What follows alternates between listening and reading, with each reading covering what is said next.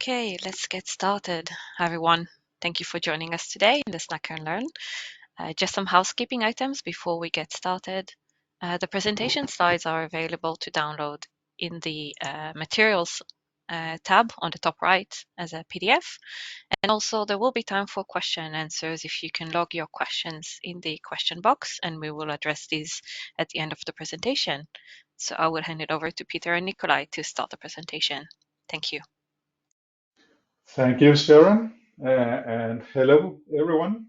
My name is Peter Bassedus, and me and my co-presenter and colleague, Nikolai Thomason, is looking forward to share our findings we had during modeling water balance and ecological quality ratio in urban watersheds. And this is going to take the next 20 minutes from me and Nikolai.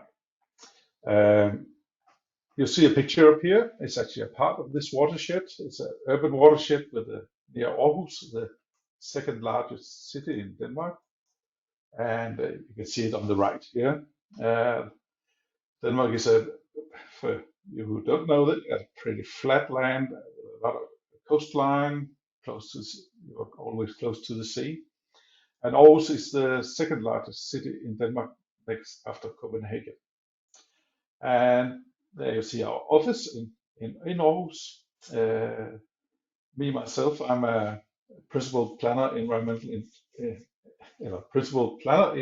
environmental planning, and I work with climate change adaptation and urban development. I'm an engineer as a background, but I'm not a specialist. I'm kind of end user of this kind of analysis. And Nikolai? Yes, thank you, Peter. My name is Nikolai Lykkebjerg Thomasen, and I work in rivers and hydrometry department as a senior advisor in ecology. And my primary area of work is the interaction between stormwater discharges and the hydrological and ecological conditions in streams and river valleys. Thank you, Nikolai. Well, we have this very short agenda with 4 bullets. The last one is question and answers, of course, but the first one is about the municipality of Aarhus concerns about the urban development in the city and what effect this will have on the ecological conditions in the streams. And we would like to talk about how we model water balance and ecological parameters for this entire watershed with a lot of urban development. And we would like to talk about the effects we see from the model in streams, depending on what kind of principle we use for rainwater management in those new urban areas within the catchment. And the catchment is what you see here. It's you can see in the bottom it's about 13 kilometers long, so it's actually not that long, but it's near to Aarhus, who's lying south of this. You can see the ocean to the right.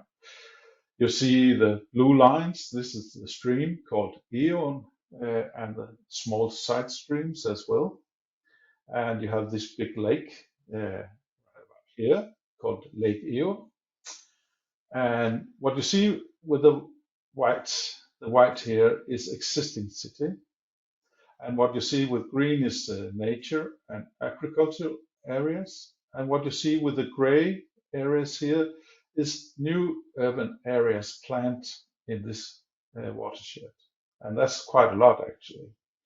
So what it says over here to the right is it's actually a vulnerable stream because we have a lot of urban outlets to it. And we have some flooding issues as well down by the coast. This is not the main purpose for our presentation, but was a side product of this analysis. This watershed is the major site for urban development in Aarhus municipality. It's they're planning about 665 hectares of new city towards 2050. And this makes the municipality concerned a little bit about what effect does this have on our water ecosystem when we build these new city areas. because they also realized that they had been given permission on permission to urban development without an overview of the overall effects in the ecosystem. So that is actually the background for our work here. They asked us, can you help us to see what would the water balance look like if we do like this in our new urban areas or do like this regarding rainwater management? And we said, yes, we can try to do that. We would like to know more about flooding, as I mentioned. This is not the main purpose in this presentation, but we would like to know more about flow in the streams, temperature in the streams, the water level, water depth, the ecology, the velocity of the streams, erosion parameters, and the oxygen level in the streams as well. And how do you do that without putting up a very complicated model with everything in it in a deterministic way? We actually did something else. We did make a model, and here you see this is where it could be complicated, but I'm only showing a principle of the model. It's a principle of SUMBA. It says it's a very simplified this top figure compared to the full model of the watershed. But you see the principle. You see could be a new urban area put into the model. We put some precipitation time series into it. Also evapotranspiration as well during a year cyclic. And this is going to be measured as a flow coming out. And we also have measured flow in the streams as well. So we have this urban and natural flow working together, and it's going down to the lake. The lake can have an overflow or floodings, and we can convert the water flow to levels to see what it looks like. But you have to imagine in our model we also have a lot more of this, and the high groundwater level and the lower groundwater as a part of it as well. Down here you see an example of the output. We have put 30 years time series of measured flow in streams and precipitation into the model. And here you see a part of it. It's just to illustrate that we have some measured blue. The blue is the measured flow in the streams. And we can actually see with the red that if we have convert to agriculture areas to an urban watershed, to urban areas, in this watershed, it gives more water. I'll come back to this. We make calculation of the surface runoff, the infiltration to the top groundwater and lower groundwater, but also the effect it has on the top groundwater to the streams as well. It's a so-called box transport model that is actually kind of stupid. So you have to have a knowledge yourself of how to distribute water in this kind of system. And one of the things that we were curious about was, okay, we have a lot of agricultural land today. We like to make it into a new city. We can make traditional sewer and basins where we have basins. It's usually what we do in Denmark is a wet basin with sedimentation and clearing and purifying of water, as well as retention of water. And we let it out in a controlled way to our streams. We also have evapotranspiration, but that's not a major issue in this one. Most of the water from the surface area in the town is going through the basins to the stream in Denmark. What we would like to see is what is the effect of making sustainable urban drainage with sustainable urban drains, such, with rain gardens, things like that, but also with a drainage underneath. We have a clay soil in this area. It's not suited for infiltration, but we can make such if we make a drainage underneath. And in this slide, you see that we have some evapotranspiration, we have some infiltration, we have some drainage going to the stream, and we have a high groundwater receiving some of the part of the water that is not going to the drainage, and a part of that is going to the stream, and some part of it is going down to lower groundwater.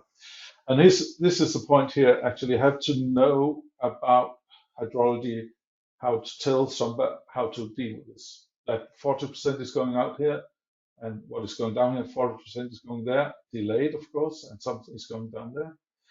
And that kind of knowledge we have from different projects in Denmark on this kind of soil, and that is what we have been used in SUMBA. So of course it's not 100% correct, but it's give a pattern if you put it on a time series and make calculation on this. The water balance approach is that we today actually have agriculture without any drainage. A huge part of that is of the water falling here is going back to the atmosphere, and a part of it is going to surface runoff to the streams, and a part of it is going to the top groundwater levels, and some is going to the deeper levels. If we make a new city with sustainable drainage, with drainage underneath, well, then we reduce the transpiration quite a lot actually. So we get more water.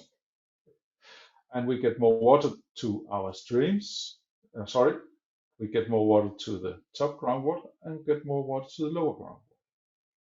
Some people think that if you make a city and make it's unpumpable and nothing is going down, and to a certain limit, that is right if you make a city with 100% in paved area. But it's actually a lot of water is concentrated in suds or basins, and it's going to the streams or down in the groundwater if you make a new city. And that principle is quite interesting when you think about that water balance in Denmark is changing due to the change in climate. What we see here in our country is that the winter is getting more and more wetter. We have more flow in our streams. We have more flooding in streams on the winter time compared to the summer that is more drier, but still with very heavy cloudbursts. But we have a huge lack of water in the summer in the future, and we have more and more water in the winter time. So we would like to make a water balance over year that takes into account that can we preserve some of the water from the winter time to use in the summertime. We would like to go in that direction.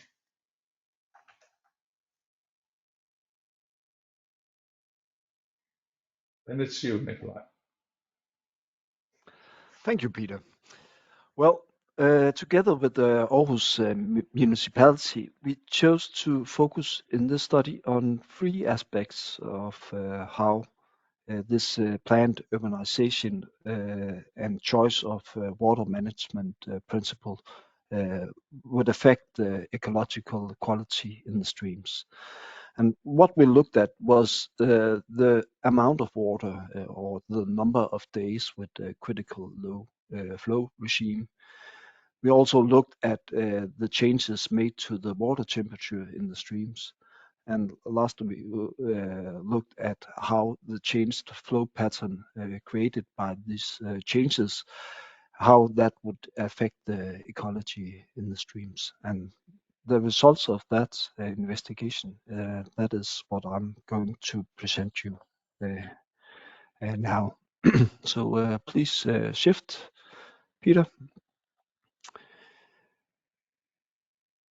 Well, the model that Peter told you about is a very big model with a lot of observation points placed on the tributaries and along the mainstream of the river Eo.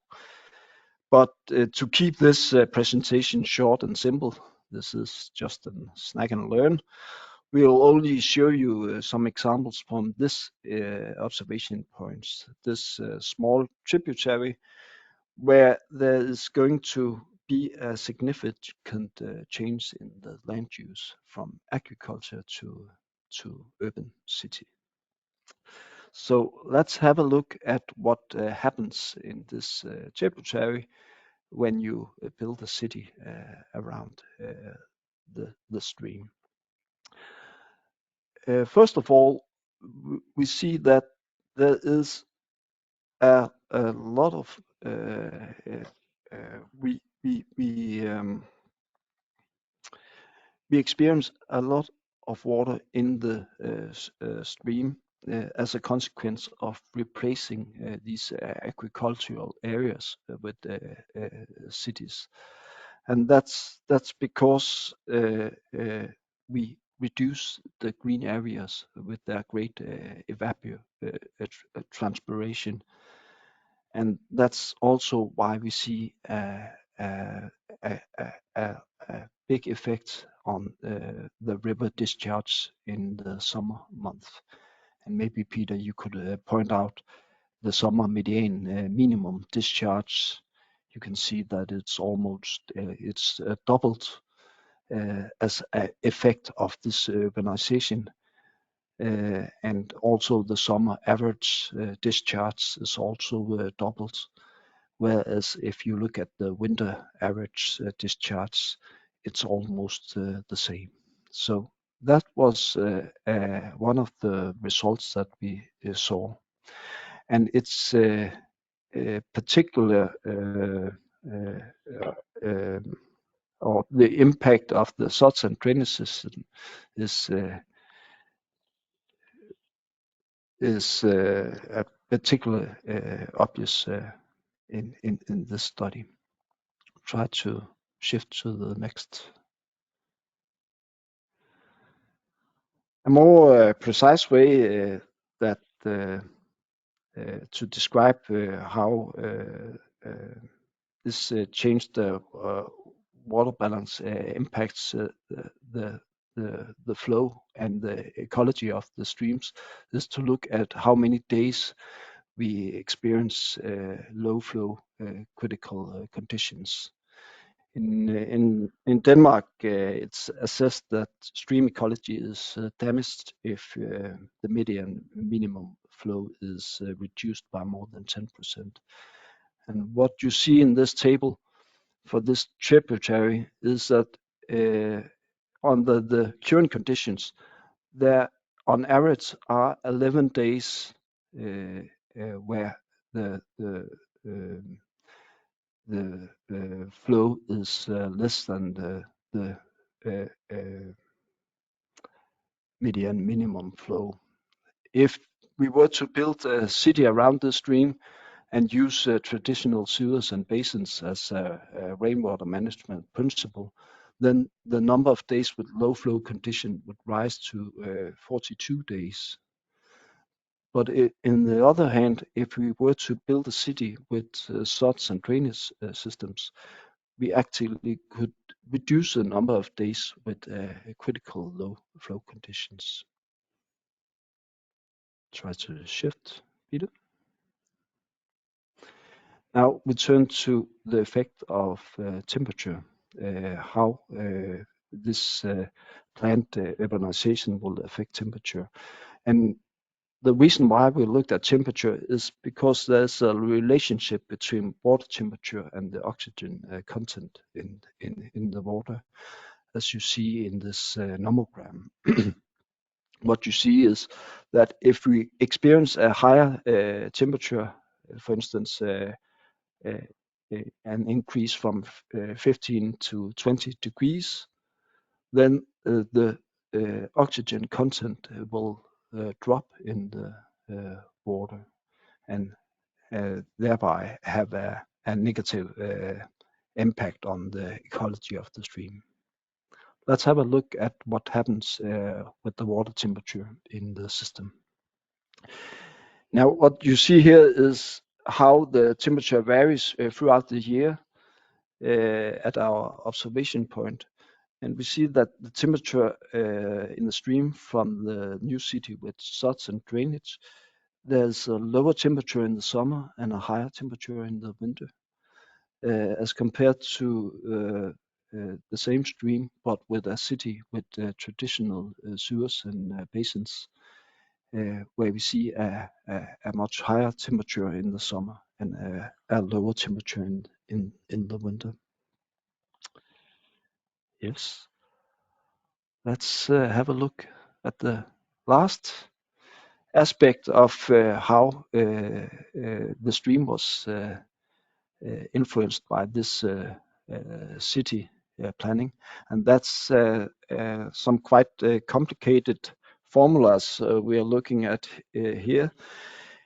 We tried to use Three formulas developed by the Danish Center of Environment and Energy to describe how the flow pattern will impact the ecology, the quality of ecology in the stream for aquatic plants, for macro invertebrates, and for fish. And I'm not going into these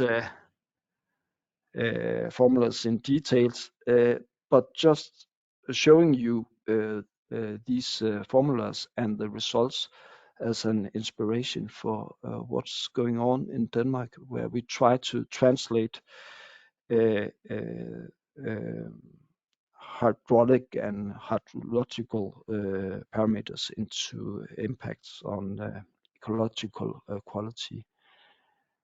If we were to consider these formulas as valid, then we see that the new city actually would improve the ecological quality in the stream, especially if the city were built with certain drainage as water management principle. But I have to stress that there's a great deal of uncertainty with this formula for the moment.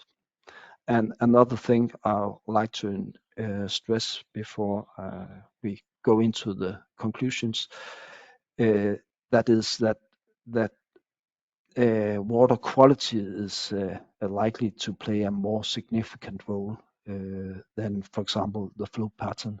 And therefore, to achieve these positive effects we see of changed flow pattern, we also have to, the water from the city also have to be treated to a satisfactory extent. But that we can discuss hopefully in another Snack and Learn webinar.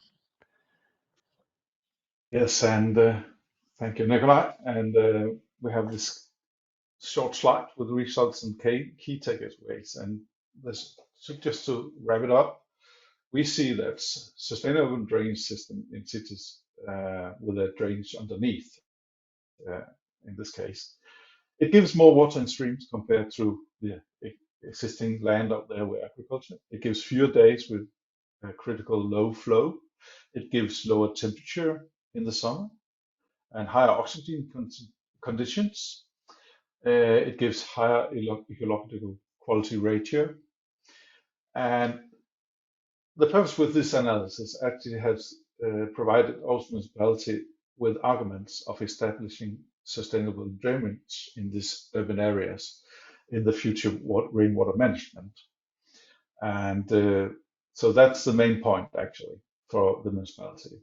But we see no significant difference for the biggest streams, the central streams. We see them in the smaller side streams.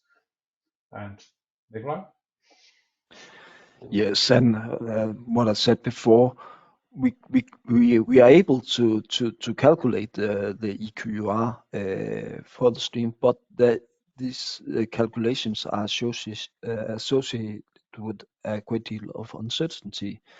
But that's a work in progress, which is going on in VSP and in Denmark as a whole.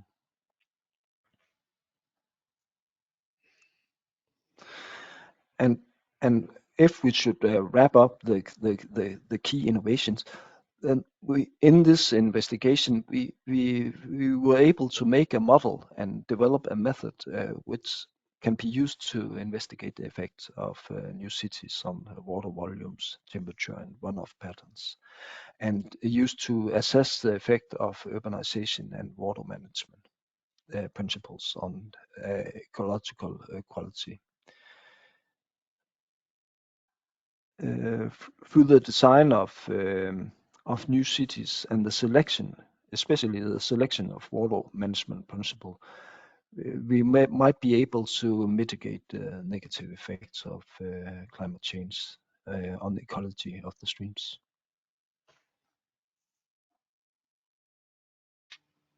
Thank you, everyone. Thank you, Peter. Thank you, Nikolai. Fantastic presentation. We just have a few minutes for the Q&A. We received some questions. Just a reminder, the presentation slides are available to download in the Material tab at the top right.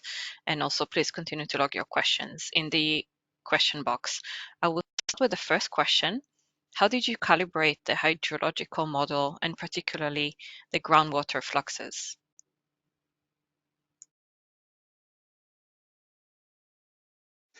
I'll have to answer that one, even though I'm not a specialist. But we actually did not calibrate it because we have no measurement of the groundwater levels, but we calculated on the streams and the flow in the streams. And we made some simple arguments about how much is going where in order just to see the pattern in. So there's an uncertainty in our model there, but the tendency is quite clear that if we do have new city with sustainable drainage and a drainage under, we get more water everywhere, so to speak.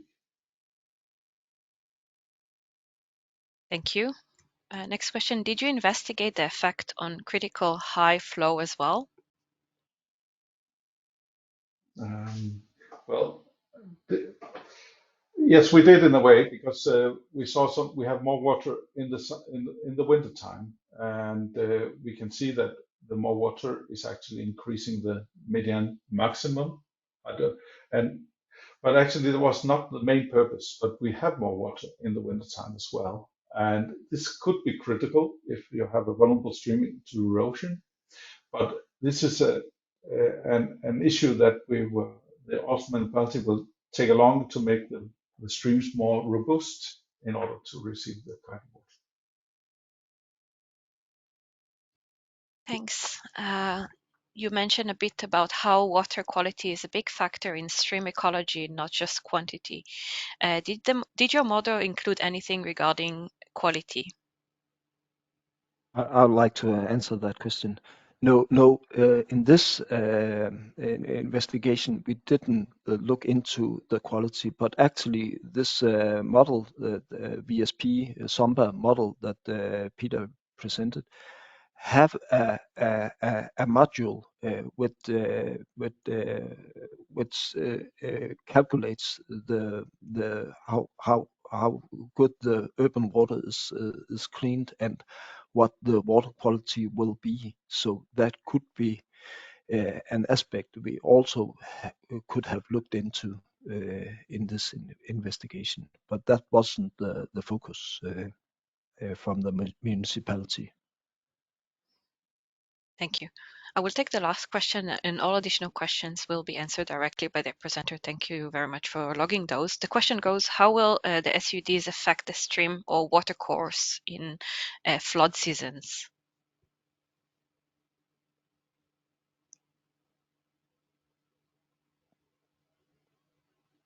Sharon, could you please repeat the question? And Of course. Peter, you should Also, turn. yes, I didn't hear. Can you repeat it, Yes, please? it's how will the SUDs affect the stream and water course in flood seasons? In flood seasons, during a very heavy winter precipitation, a bigger long event as we see today in Denmark, everything is sort of flooded, and this is the suds are not preventing flooding. What we need to do in order to manage flooding, we have to do something in the lakes. We can do something in the cities as well. We sometimes have demands of retaining 100 years events in new areas, so we could actually do something in the city areas, but there's a lot of assisted city that gives flooding as well. So we have to deal with that in the lake and on the way to the oceans and make yeah.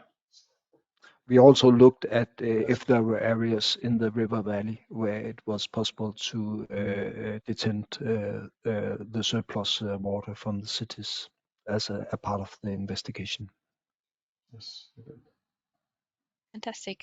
Thank you very much, everyone, for joining our session today. And thank you, Nikolai and Peter, for a great presentation. We hope to see you all in our upcoming sessions. And please feel free to reach out to the presenters via the contact details shown on the screen. So I wish everyone a wonderful day, and we will wrap up the session now. Thank you.